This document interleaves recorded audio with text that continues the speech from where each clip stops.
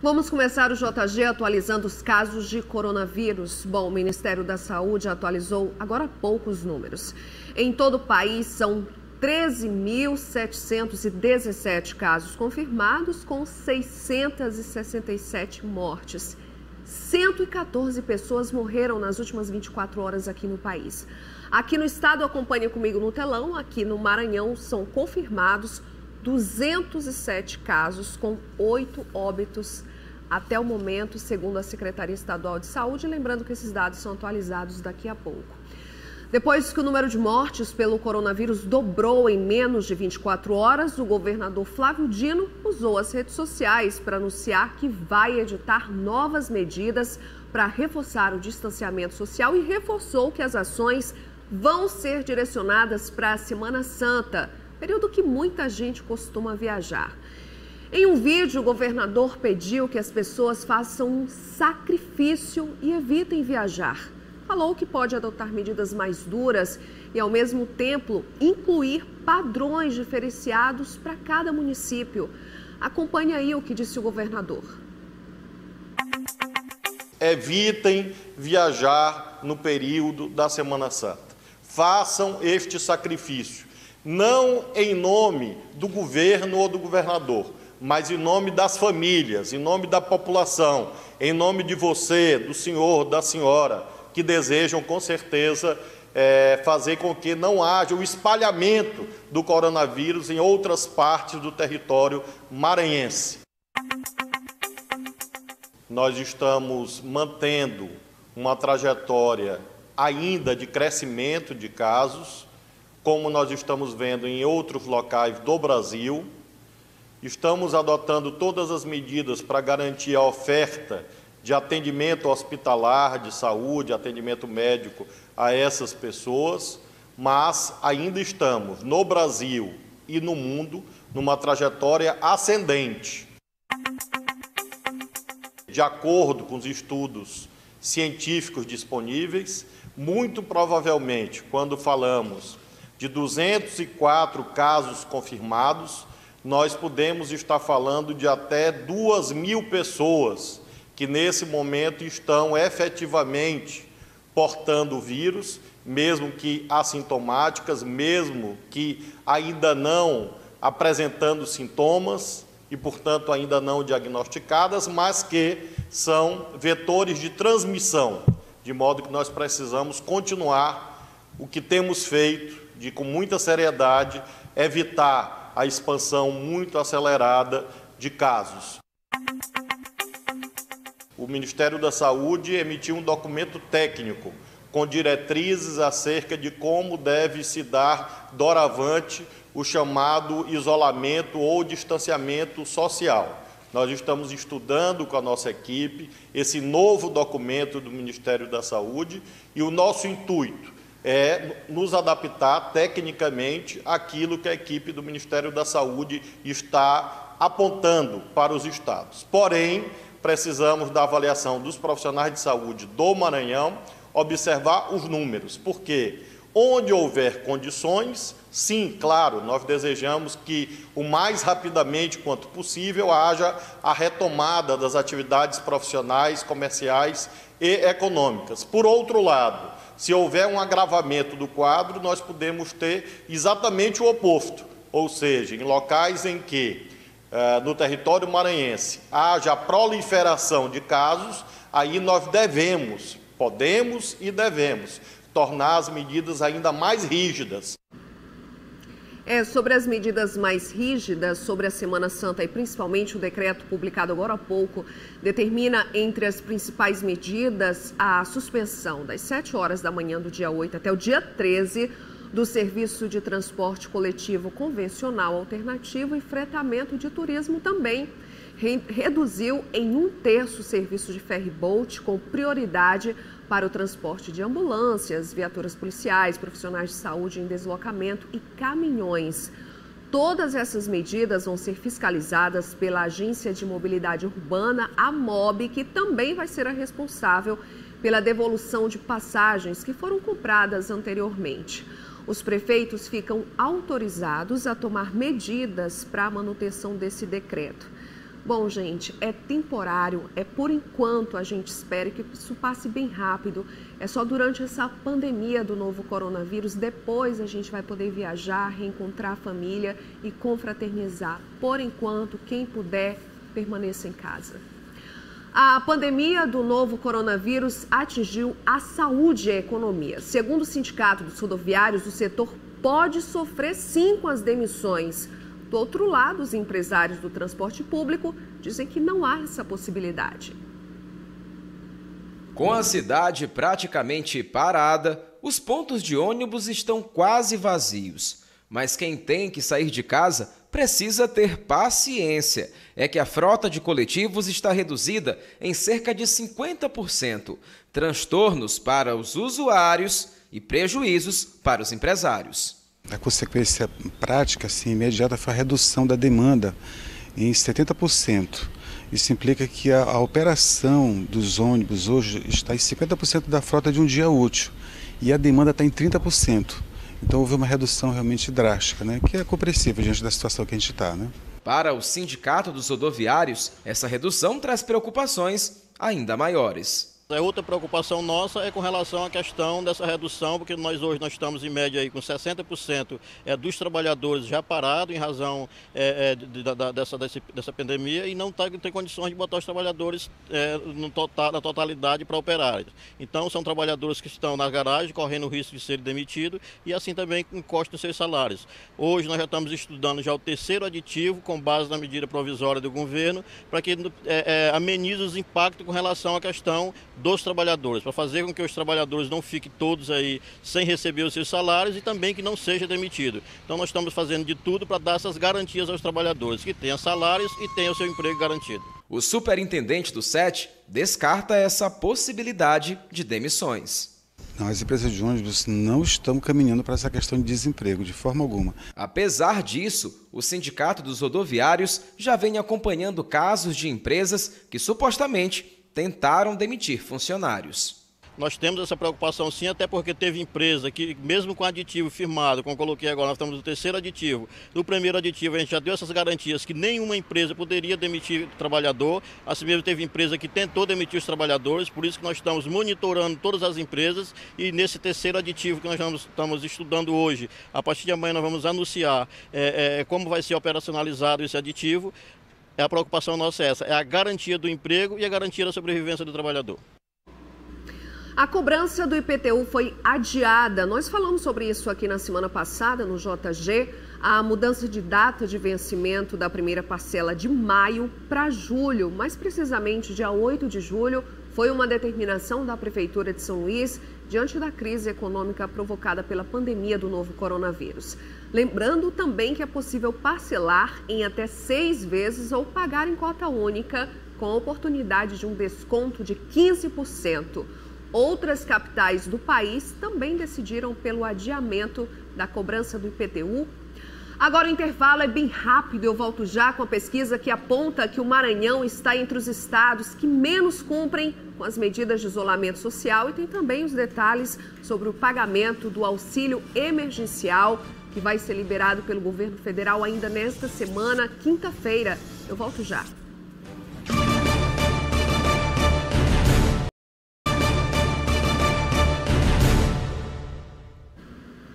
Estou de volta com uma pesquisa realizada pela startup de tecnologia Inloco. Apontou que o Maranhão está entre os estados que menos cumprem as medidas de isolamento social diante da pandemia do novo coronavírus.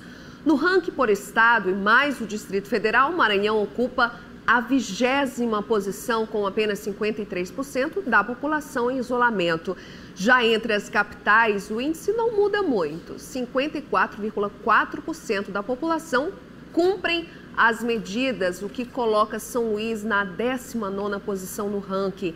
Essa pesquisa foi feita com base em uma tecnologia que analisa dados de mais de 60 milhões de dispositivos móveis em todo o Brasil. Está previsto para ser liberado nesta quinta-feira o pagamento do auxílio de 3 parcelas de R$ 600 aos trabalhadores informais. Existe um calendário, uma sequência para os beneficiários que precisam baixar um aplicativo E quem traz todos os detalhes para a gente sobre esse assunto é a repórter Bel Soares. O governo federal liberou hoje o aplicativo de celular para as pessoas que precisam fazer o cadastro para receber o auxílio emergencial. Esse auxílio tem o valor de R$ 600, será pago por 6 meses para autônomos, trabalhadores informais, microempreendedores que precisaram parar de trabalhar por conta das medidas preventivas à Covid-19. As mulheres que são chefes de família receberão o valor de R$ 1.200. O aplicativo nós vamos mostrar agora é este aqui, auxílio emergencial, a primeira tela que nos solicita para realizar o cadastro. Na segunda tela você declara que as informações são verdadeiras, autoriza o uso dos dados e segue então para a próxima tela que pede nome, CPF, data de nascimento e nome da mãe. Eu não vou continuar o processo porque não me enquadro no perfil, portanto não deve passar. Mas aí a gente fala sobre a questão dos prazos. Como eu já disse, quem tem que fazer esse cadastro são pessoas que não estão com inscrição no cadastro único, o CAD único. Mas aí os prazos são o seguinte: quem está no CAD único não recebe Bolsa Família, mas tem conta no Banco do Brasil ou poupança na Caixa Econômica, deve receber a partir do dia 9 de abril, quinta-feira, portanto. As pessoas que não estão no CAD único, não recebem Bolsa Família e não têm conta em nenhum desses bancos, deve receber a partir do dia 14 de abril. Agora, quem é informal, microempreendedor, autônomo e que não está no CAD único, começa a receber no 5º dia útil depois de ter feito o seu cadastro lá por aquele aplicativo. E quem é beneficiário do Bolsa Família vai receber nos 10 últimos dias úteis de abril, obedecendo o calendário regular do programa. E aí, a segunda e terceira etapa de pagamento, elas devem obedecer os dias 27 e 30 de abril, a segunda etapa, e os dias 26 e 29 de maio, a terceira etapa. Lembrando sempre que quem recebe Bolsa Família continua recebendo de acordo com o calendário regular do programa. Bianca. E ontem foi dia de crise na equipe do governo federal, depois daquele desgaste todo sobre a saída ou não do ministro da Saúde, Henrique Mandetta. Ele segue no cargo. O ministro recebeu o apoio de diversos segmentos da política, profissionais de saúde, inclusive as entidades que representam as categorias. E quais são as consequências? Bom, depois dessa crise, é um assunto para o nosso comentarista, o Marco Saldanha. Muito boa noite a você de casa que está acompanhando o Jornal da Guará. Hoje nós temos duas datas importantes que precisam ser lembradas, sobretudo no momento que a gente vive agora. A gente tem hoje o Dia Mundial da Saúde, quer dizer, uma data extremamente importante no combate ao coronavírus que a gente está enfrentando e com reflexo isso no mundo político. A gente tem visto, indiscutivelmente, a pauta da semana foi a possível demissão do ministro da Saúde pelo presidente Bolsonaro. E aí aconteceu uma coisa extremamente interessante nesse quesito, porque até então o presidente Bolsonaro vinha enfrentando apenas os opositores, em especial o PT e o Lula, né? Só que agora ele enfrenta um tipo de oposição diferente, que é a oposição dentro do próprio grupo. Fala-se muito que os militares tiveram um papel fundamental para que ele não demitisse o competente ministro, né, que tem feito um trabalho razoável. E a segunda coisa é que a eleição do Bolsonaro esteve muito ligada à questão do cargo técnico, de que ele montaria um ministério técnico. E o que a gente tem visto é um trabalho que me parece de um técnico competente e assim mesmo, por não estar submisso da forma como deseja os familiares do Bolsonaro, que tem um papel muito forte no governo, ele balançou e balançou para quase cair.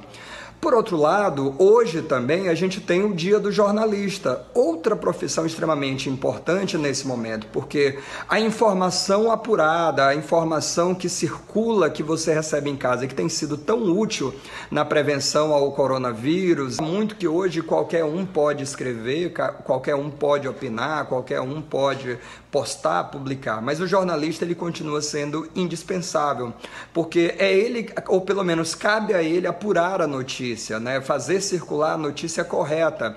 Ainda que não seja necessariamente de forma imparcial, e a gente discute muito essa coisa da neutralidade no jornalismo, mas ainda buscando uma credibilidade, né? Buscando o compromisso que ele tem com o seu eleitor. Então, duas datas comemorativas de dois tipos de trabalhos fundamentais. O trabalho da saúde, sobretudo nesses tempos de combate a uma epidemia que tem se mostrado extremamente mortal, e um outro ao jornalista, que tem tido um papel fundamental na prevenção. Bom, voltando ainda ao primeiro item do governo federal Bolsonaro, a gente fica muito na dúvida se o Bolsonaro vai conseguir sobreviver bem e manter a sua popularidade agora lidando com um tipo de opositor diferente, ou seja, o opositor que sai do próprio governo dele, que pode se tornar maior do que ele. A gente vai aguardar os desdobramentos, se ele muda de ideia ou se ele mantém aí a ideia de demitir o ministro da Saúde, porque aí sim ele pode estar mexendo num vespeiro muito grande e ameaçar a questão da popularidade dele, que tem se mantido muito ali na média dos seus eleitores, né? Nem aumenta e nem diminui, mas agora, quando a briga é do próprio grupo, isso já ameaça um pouco o perfil, o eleitor do Bolsonaro.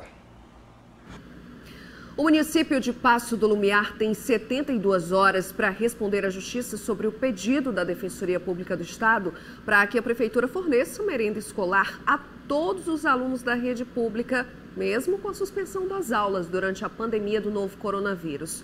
Sobre esse prazo da Justiça, a Prefeitura de Paço do Lumiar informou que aguarda a conclusão dos processos licitatórios e as definições do MEC quanto aos procedimentos técnicos que vão ser adotados para a distribuição dessa merenda escolar.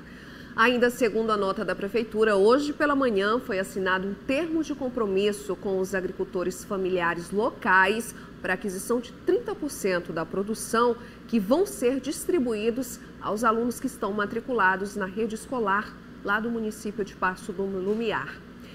E logo mais, as multas para os estabelecimentos que prestam serviços não essenciais que permanecerem abertos. E depois do intervalo, você vai ver também o que muda nos bancos com as medidas para evitar aglomerações de clientes dentro das agências. Tem esses assuntos e muito mais. O intervalo é bem rápido, eu volto já.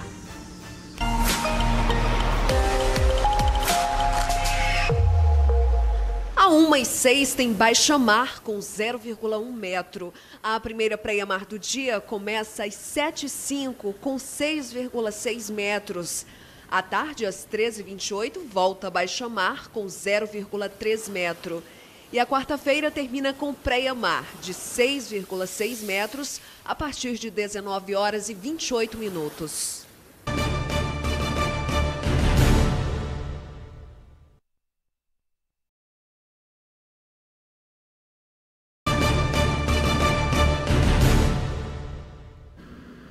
Estou de volta com uma pesquisa realizada pela startup de tecnologia Inloco. Apontou que o Maranhão está entre os estados que menos cumprem as medidas de isolamento social diante da pandemia do novo coronavírus.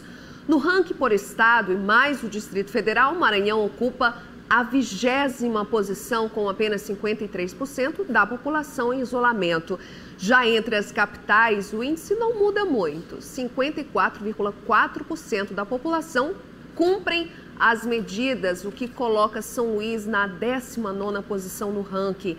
Essa pesquisa foi feita com base em uma tecnologia que analisa dados de mais de 60 milhões de dispositivos móveis em todo o Brasil. Está previsto para ser liberado nesta quinta-feira o pagamento do auxílio de 3 parcelas de R$ 600 aos trabalhadores informais. Existe um calendário, uma sequência para os beneficiários que precisam baixar um aplicativo. E quem traz todos os detalhes para a gente sobre esse assunto é a repórter Bel Soares.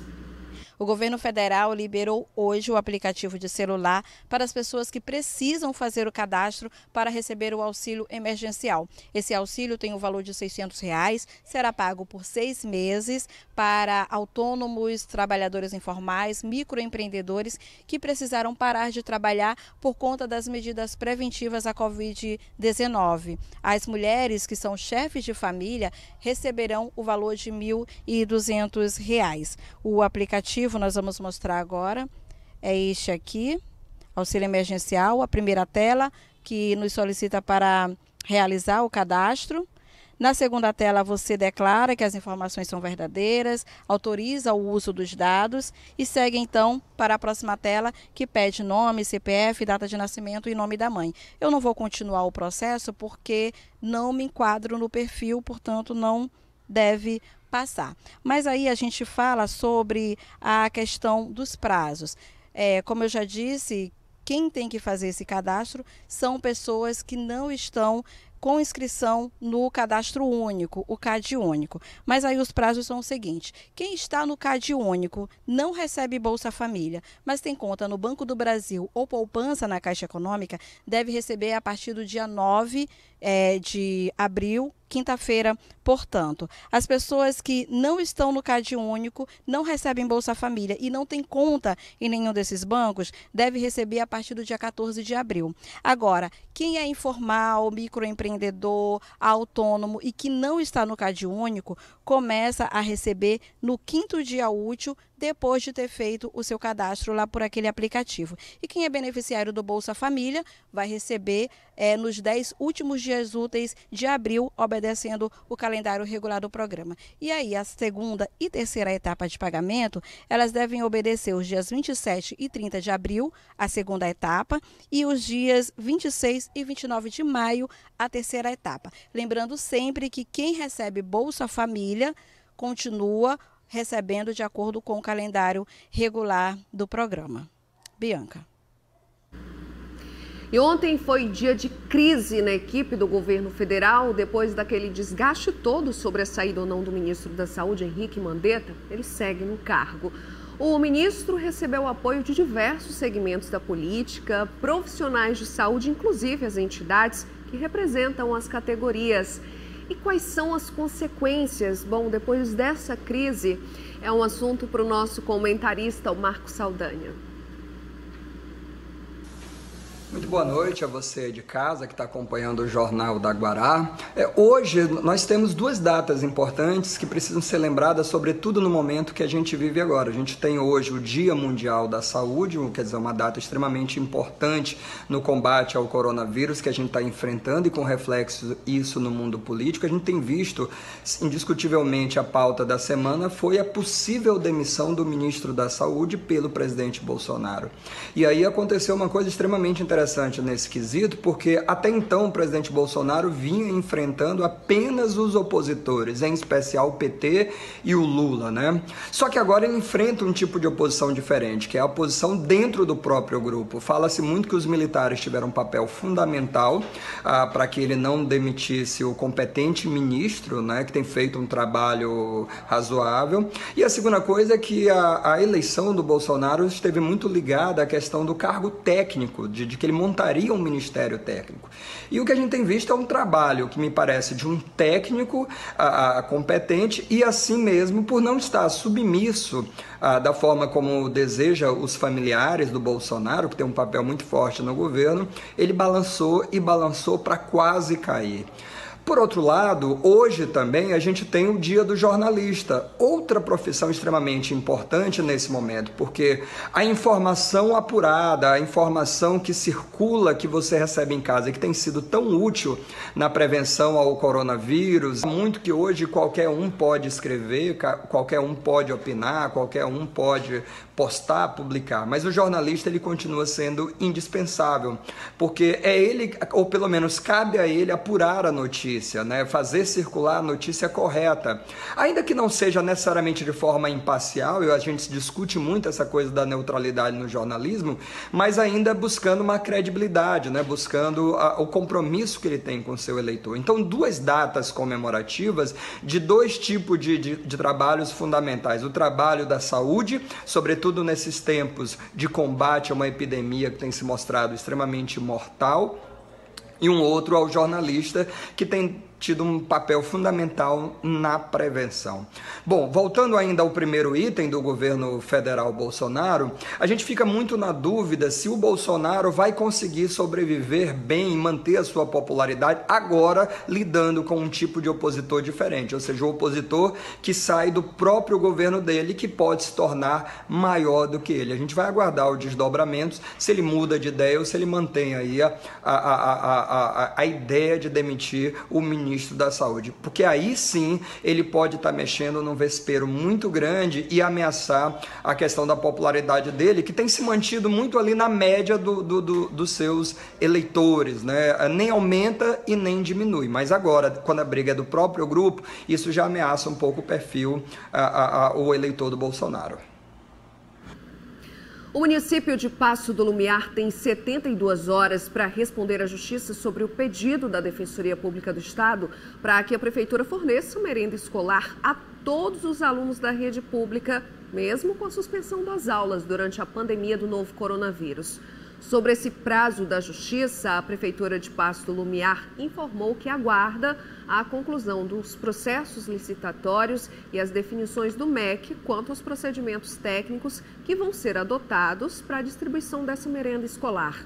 Ainda segundo a nota da Prefeitura, hoje pela manhã foi assinado um termo de compromisso com os agricultores familiares locais para aquisição de 30% da produção que vão ser distribuídos aos alunos que estão matriculados na rede escolar lá do município de Paço do Lumiar. E logo mais, as multas para os estabelecimentos que prestam serviços não essenciais que permanecerem abertos. E depois do intervalo, você vai ver também o que muda nos bancos com as medidas para evitar aglomerações de clientes dentro das agências. Tem esses assuntos e muito mais. O intervalo é bem rápido, eu volto já.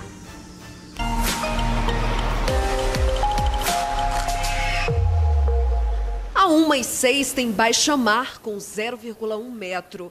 A primeira praia-mar do dia começa às 7h05 com 6,6 metros. À tarde, às 13h28, volta a baixa-mar com 0,3 metro. E a quarta-feira termina com praia-mar de 6,6 metros a partir de 19h28.